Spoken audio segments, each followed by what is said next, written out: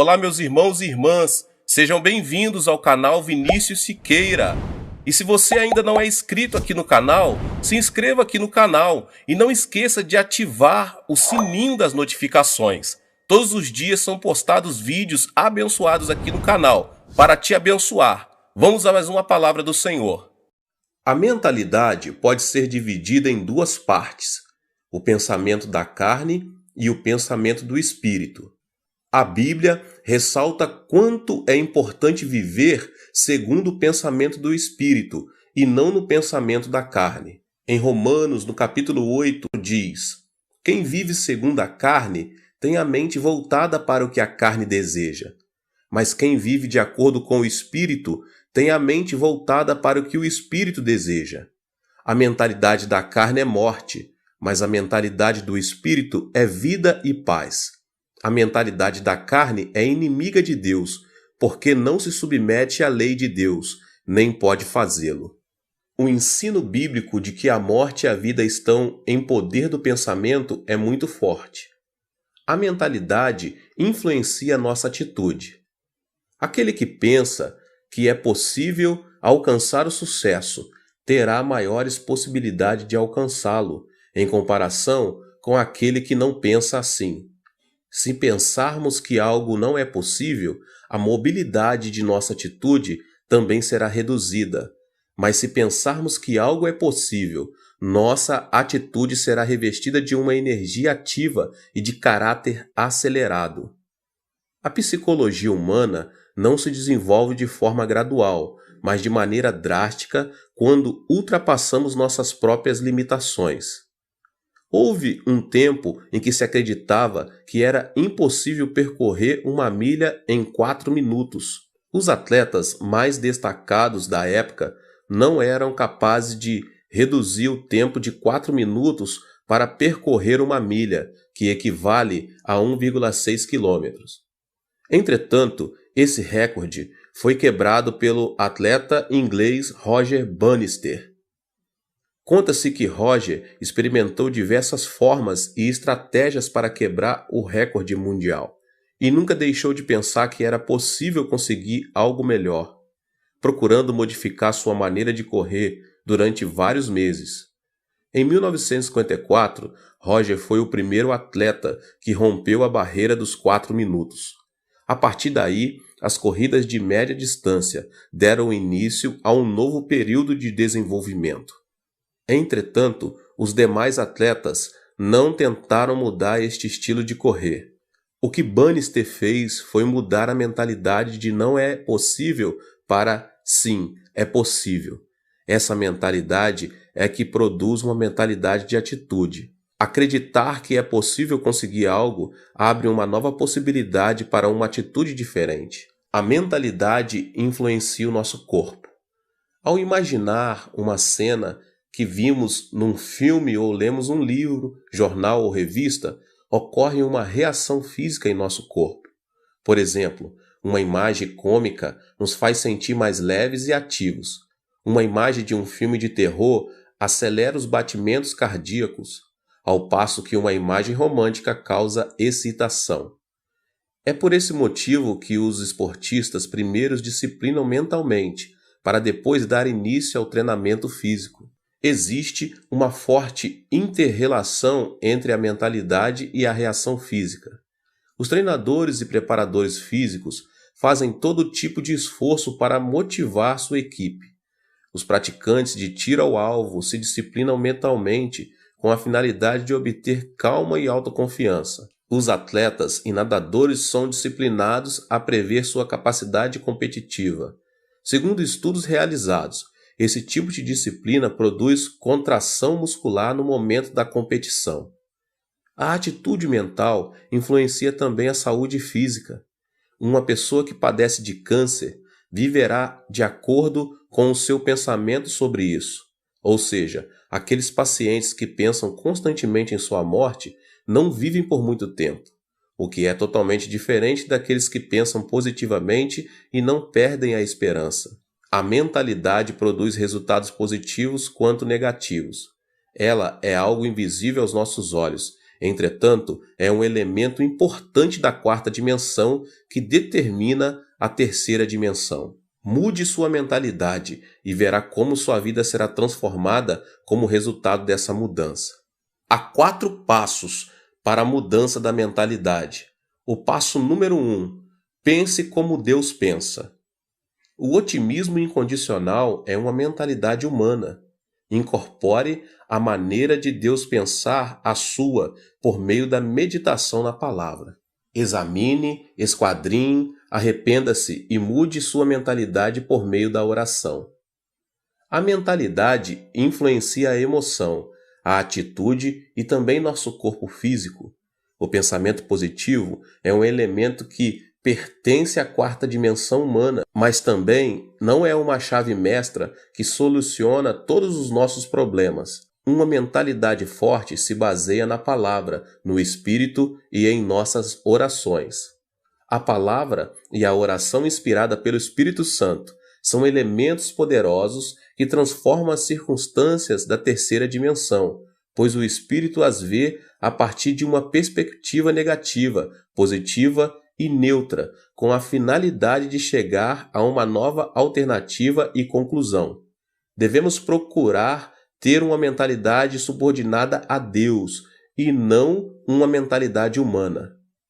Aplique a palavra de Deus à sua mentalidade. A palavra tem um poder gigantesco. Todas as coisas, além de todos os milagres e prodígios, foram produzidos pela palavra de Deus. Jesus fez uso da palavra para vencer a tentação do diabo no deserto. Uma transformação extraordinária acontecerá em sua vida, se tão somente conseguirmos aplicar a palavra poderosa de Deus à nossa mentalidade. Uma mudança extraordinária acontecerá em nossa vida, se tão somente conseguirmos aplicar a palavra poderosa de Deus à nossa mentalidade. Devemos nos aproximar da palavra, mas não nos contentarmos somente em lê-la. Precisamos usar a palavra como arma poderosa quando mais necessitarmos dela. Contudo, para isso temos de memorizá-la. A palavra é uma arma mais poderosa de guerra espiritual contra as potestades demoníacas. É importante estabelecer um plano, memorizar uma vez e depois novamente. Não se esqueça de seguir esse processo de aprendizagem, pois dessa maneira terá em suas mãos a espada do Espírito Santo. O passo seguinte é a meditação. Como é feliz aquele que não segue o conselho dos ímpios, não imita a conduta dos pecadores, nem se assenta na roda dos zombadores. Ao contrário, sua satisfação está na lei do Senhor, e nessa lei medita dia e noite. Salmos 1, 1 e 2. A meditação nos ajuda a entender e aplicar a palavra em nossa vida diária. Esforce-se em meditar na palavra de Deus em todo tempo e lugar. Medite na palavra de Deus no momento em que estiver ouvindo, lendo, estudando e memorizando. E você verá que tanto sua mentalidade como sua fé aumentarão a cada dia. Foi comovente ler o livro que um dos professores da escola bíblica de minha igreja escreveu. Jeon Mun-sik, ele era um presidente da Erac Electronics, começou a trabalhar fundamentando os 2 princípios: assistir aos cultos todos os domingos e servir como professor da escola bíblica. Em consequência disso, abandonou seu trabalho, que requeria jornada integral, incluindo domingo, e abriu sua própria empresa. O diácono Jeong é um homem que perdeu o pai aos 10 anos de idade, concluiu o ensino médio numa escola noturna e, com o dinheiro do fundo de garantia de 3 anos de trabalho, começou seu próprio negócio em uma garagem, um sótão com somente $500. Todavia, a pressão era tanta que frequentemente sentia vontade de tirar a própria vida.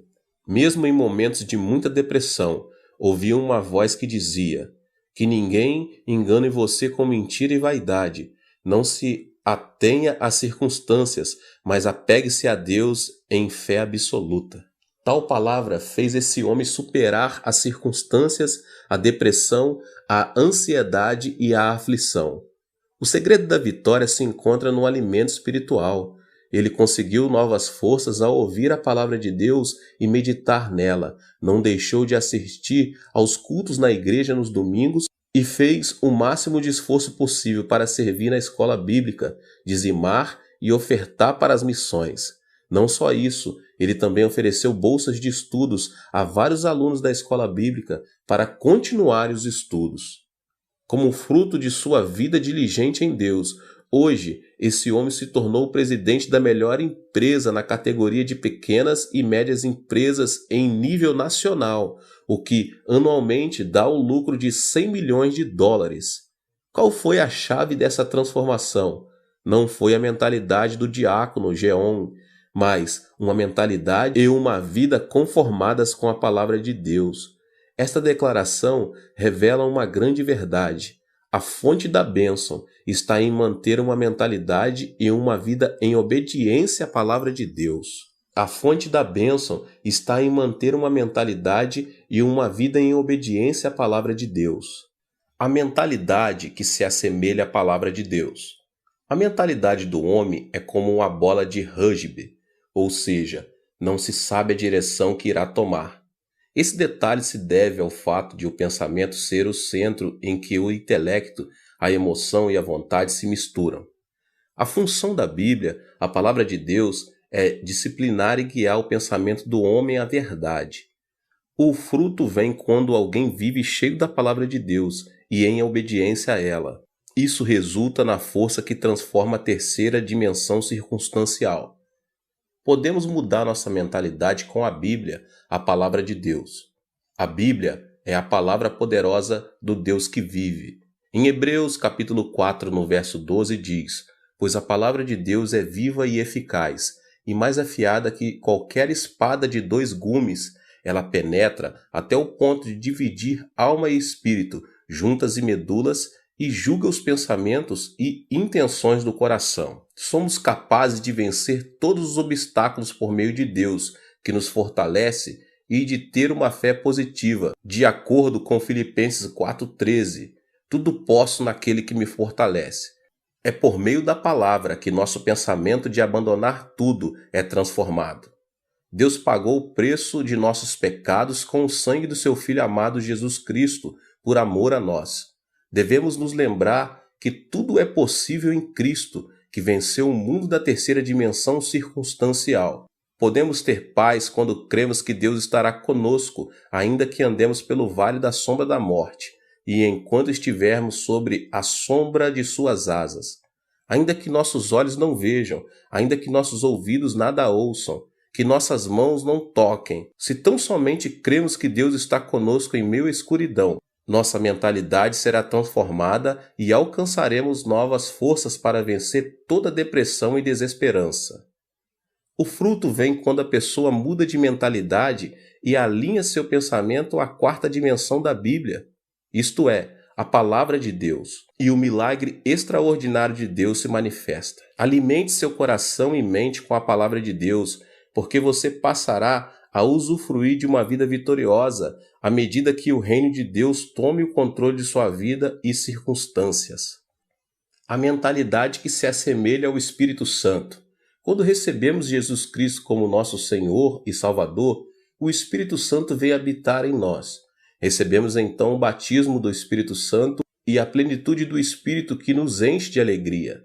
Os discípulos viveram algo que jamais haviam experimentado em sua vida, quando o Espírito Santo desceu no dia de Pentecostes, no local onde costumavam se reunir. Por meio dessa experiência, renovaram a fé e o amor para servir fielmente a Jesus Cristo. Nosso coração precisa estar cheio de alegria para trabalharmos com ânimo e superarmos qualquer tipo de adversidade. Não se pode conseguir nada sem alegria e ânimo.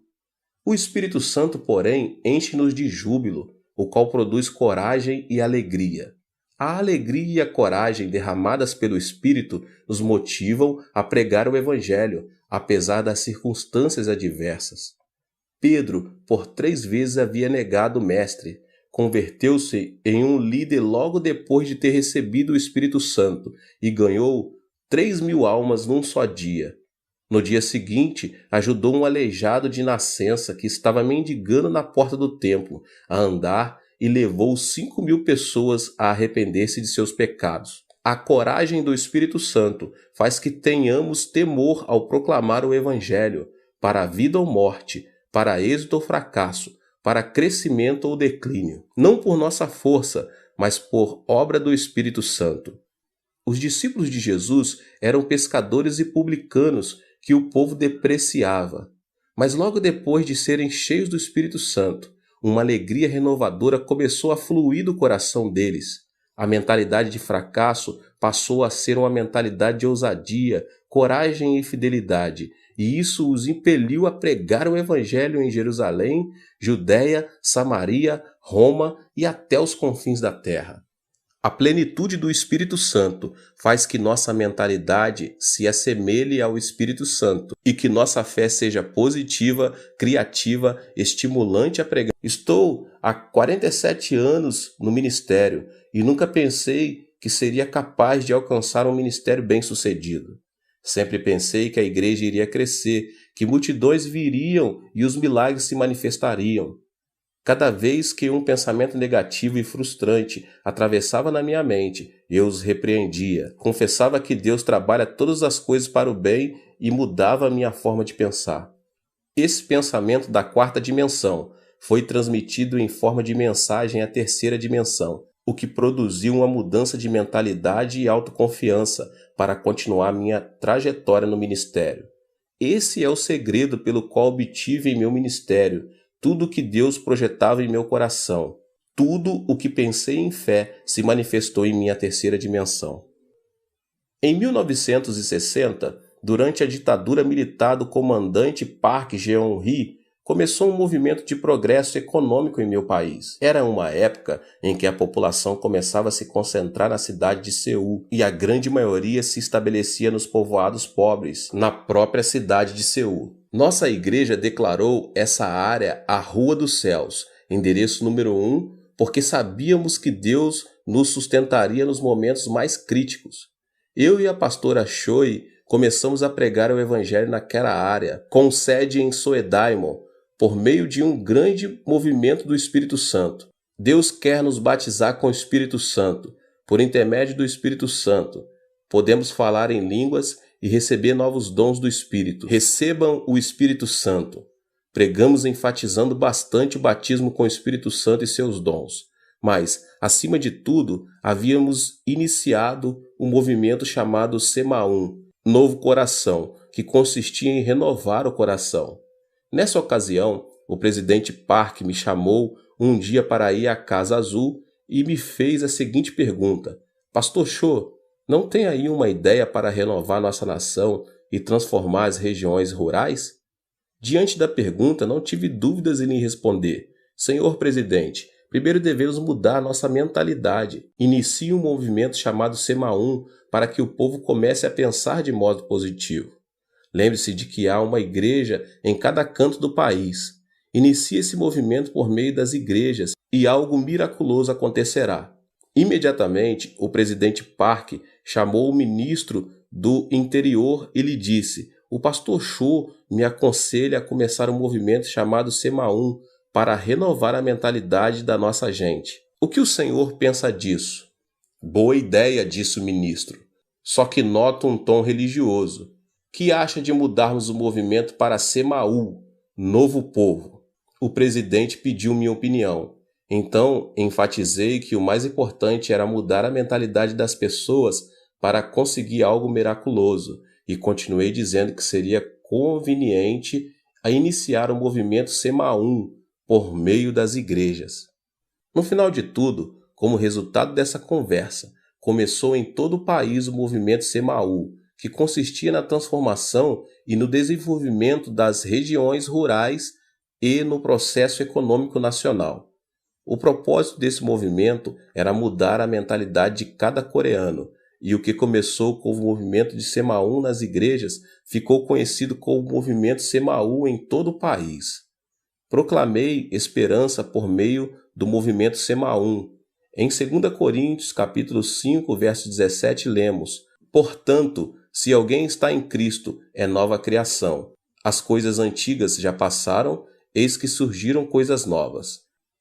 Anunciei o Deus de bondade, para desfazer todos os pensamentos negativos do coração do nosso povo e disse: tenha uma fé positiva, essa fé que diz: é possível, podemos fazer e vamos fazer.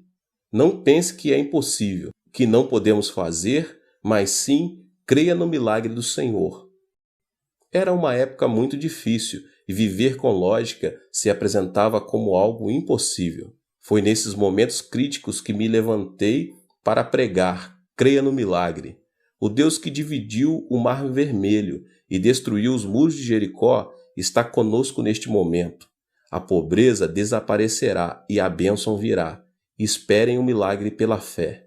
Eu os exortava dizendo que deviam confessar a palavra de Deus, conceber sonhos e ter fé no Senhor.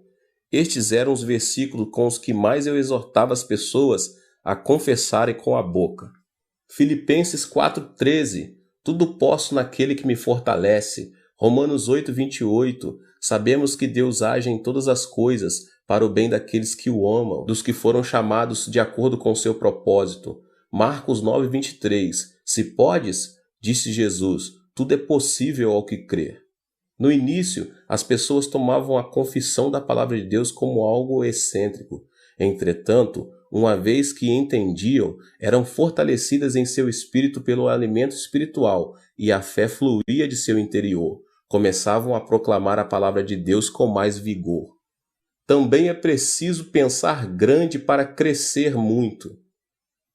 Todos os grandes servos de Deus, tanto na Coreia do Sul como ao redor do mundo, têm um desejo ardente de saber por que tanto minha igreja como a igreja dos meus discípulos se tornaram as maiores igrejas de suas cidades. Existem aqueles que se asseguram que deve haver um segredo que eu não revelo, mas sempre me utilizo de um provérbio antigo para explicar o segredo e o princípio de crescimento da igreja.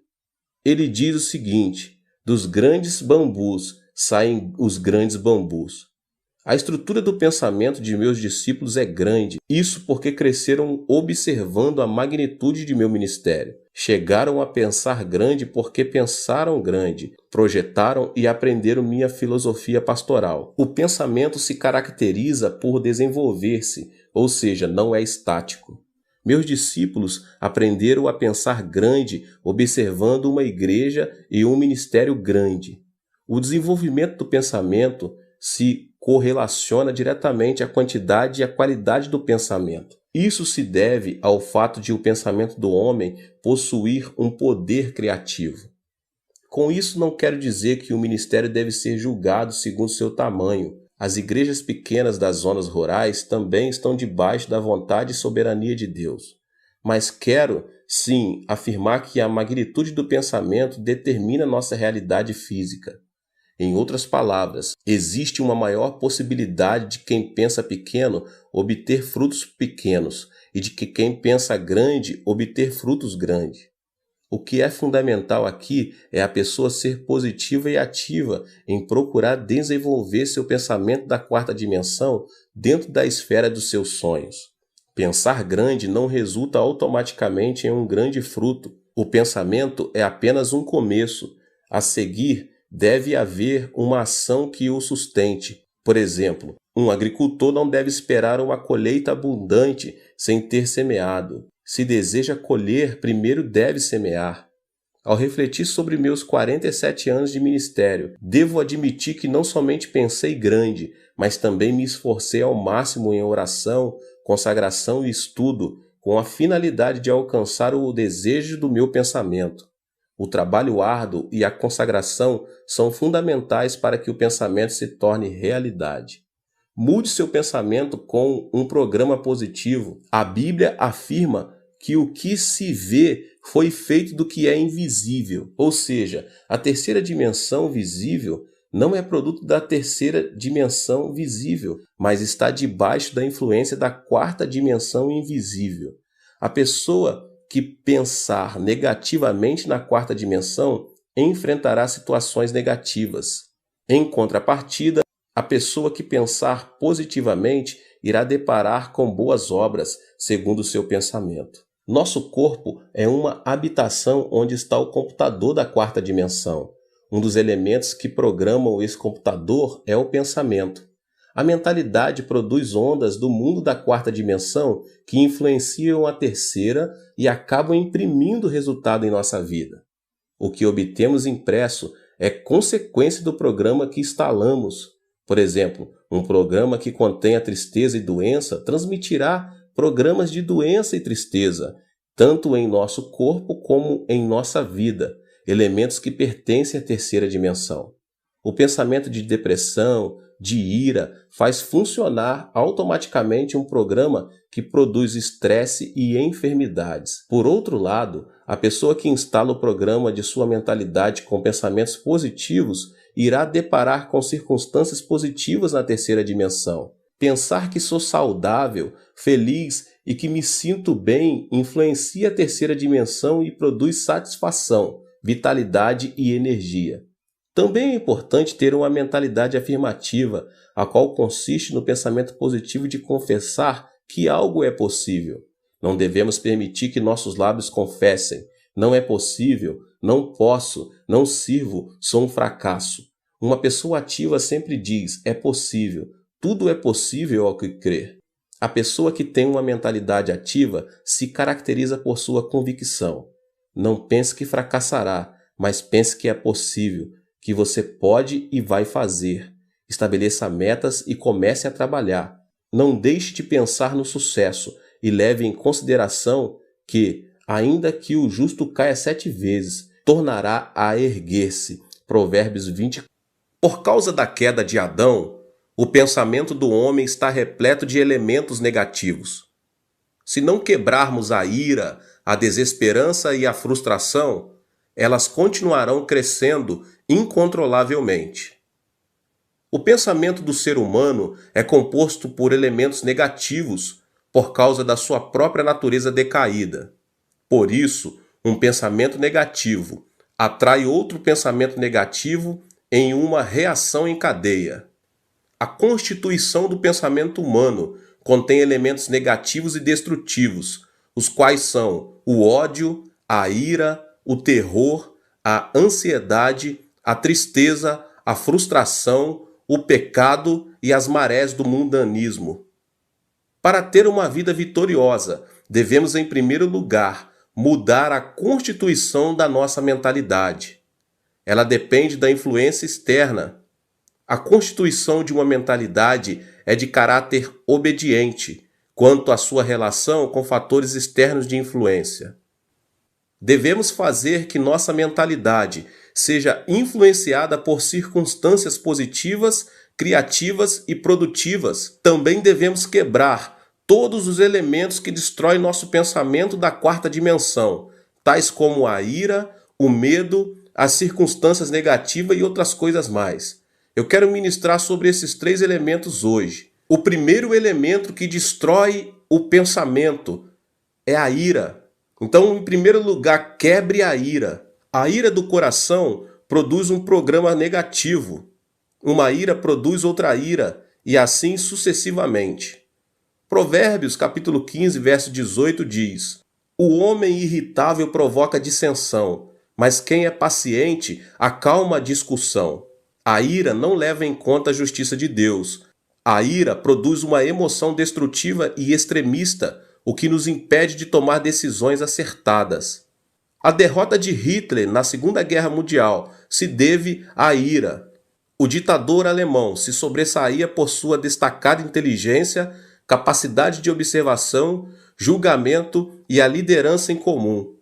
Mas, por causa do seu caráter irascível, seus subordinados não se animavam a lhe dar informações que o irritassem. Quando estava em plena batalha contra os ingleses e os franceses, tirou a arma principal da zona norte de combate e a colocou na antiga União Soviética, o que se revelou uma decisão infeliz e lhe custou a derrota. Quando o exército aliado iniciou a invasão na Normândia, seu ajudante de campo, sabendo que simplesmente alterando a direção das forças armadas que se dirigiam para a União Soviética poderia evitar a catástrofe, ele teve medo de despertar Hitler, que dormia. Enquanto isso, o exército aliado desembarcou na Normândia e conquistou o território rival, o que causou a derrota da Alemanha. Resumidamente, a ira de Hitler levou o Império Alemão à destruição. O segundo elemento que destrói o pensamento é a desesperança. É preciso vencer o medo. Devemos vencer o temor que gera a ansiedade, o medo, a tristeza e a frustração do coração, visto que essas emoções reduzem a esperança e a vitalidade e nos fazem cair num poço de depressão. Em 1 João 4,18 diz: "No amor não há medo. Ao contrário, o perfeito amor expulsa o medo, porque o medo supõe castigo. Aquele que tem medo não está aperfeiçoado no amor. O medo supõe castigo." Isso quer dizer que, se tememos o câncer, teremos o câncer como castigo. Se tememos a pobreza, seremos castigados com pobreza. Se tememos a guerra, receberemos guerra como punição. O medo da tristeza tira a esperança do coração. A tristeza é como uma chuva que molha e inunda o coração. De modo que, se uma pessoa guarda a tristeza em seu coração, sua vida se tornará negativa e a pessoa ficará exposta à desesperança. A tristeza é inevitável nesta vida. Muita gente sorri externamente, mas uma chuva de tristeza inunda seu interior. A tristeza é um elemento que faz a constituição de nossa mentalidade ser negativa. O medo da frustração também tira o desejo de viver.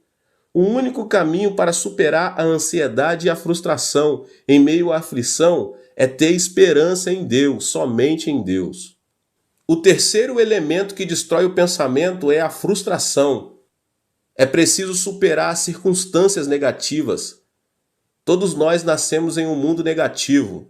Vivemos em um mundo onde a maldição sobeja e alcança nosso ser, uma vez que pecamos contra Deus e fomos destituídos do jardim do Éden. Crescemos em um ambiente em que se proclama que é impossível, que não podemos e que viver significa sofrer. Os telejornais informam notícias negativas, dentre as quais a corrupção política, a evasão fiscal, os escândalos financeiros por parte das empresas e outras coisas mais. As telenovelas tratam sobre o romance imoral e a devastação da família. Estamos tão contaminados que chegamos a nos sentir entediados se vemos programas que edificam. Dessa forma, nascemos em um ambiente negativo, vivemos em um ambiente negativo e o diabo não para de nos influenciar com pensamentos negativos.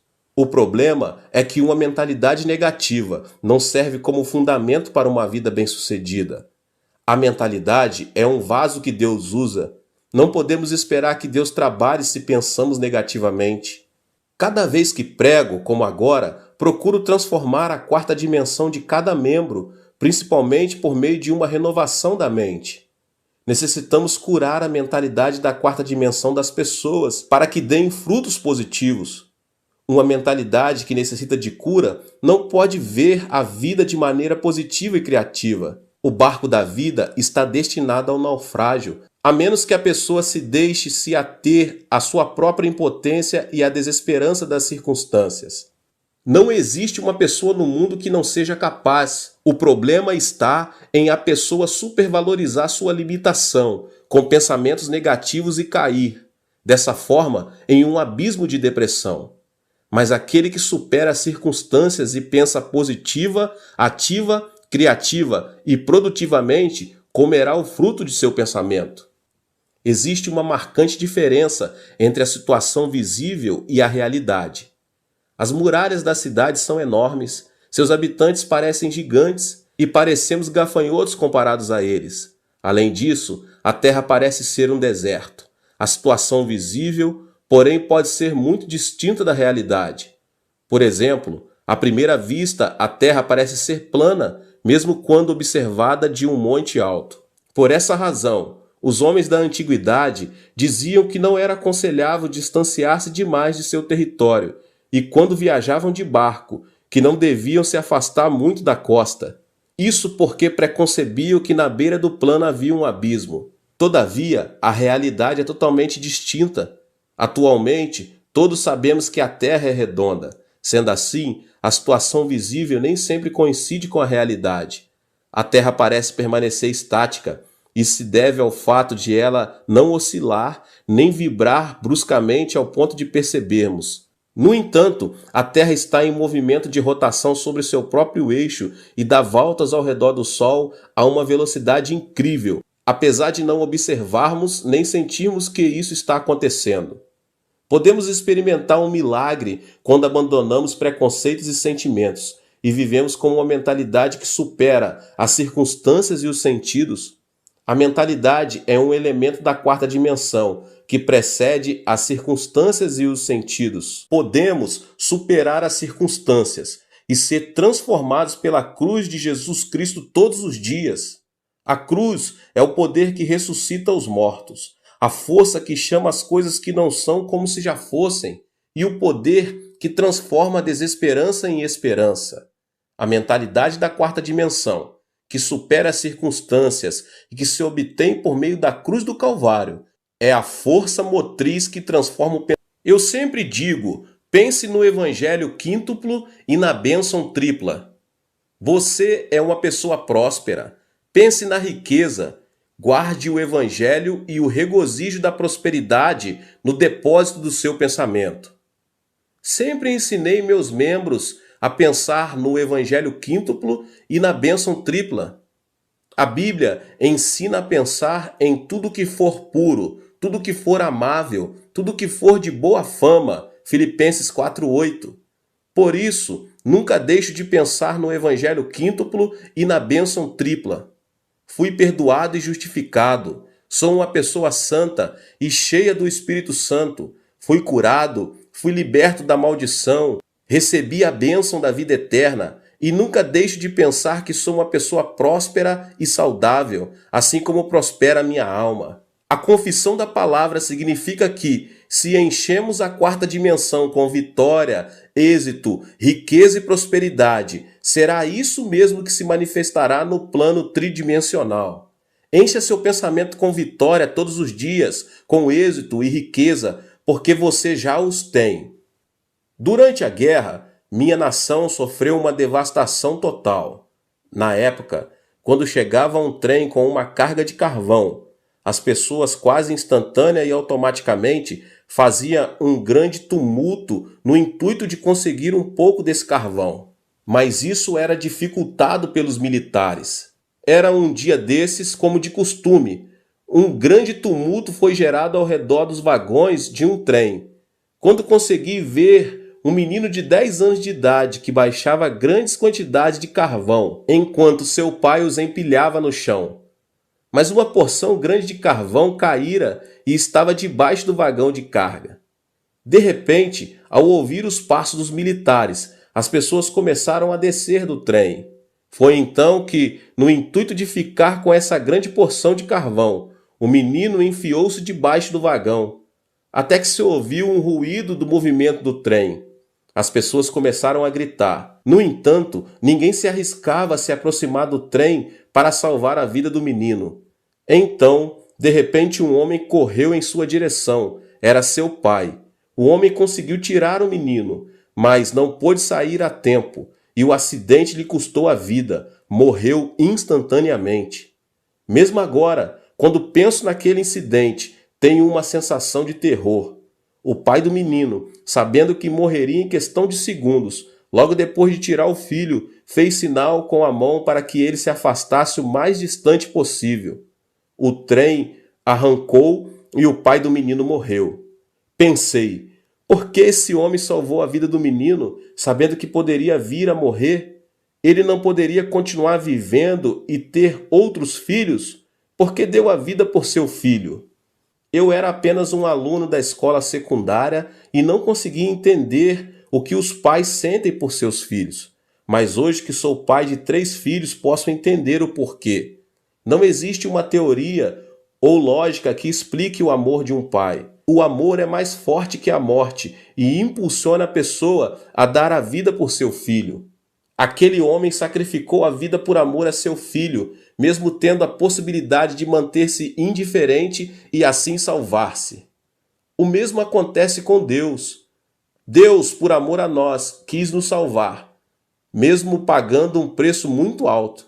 Por isso enviou seu Filho amado Jesus Cristo. Foi Deus mesmo quem encarnou e morreu na cruz. Podemos ser corajosos ao compreender o amor de Deus, e esse Deus está conosco. É isso que representa a transformação da mente na esfera da quarta dimensão.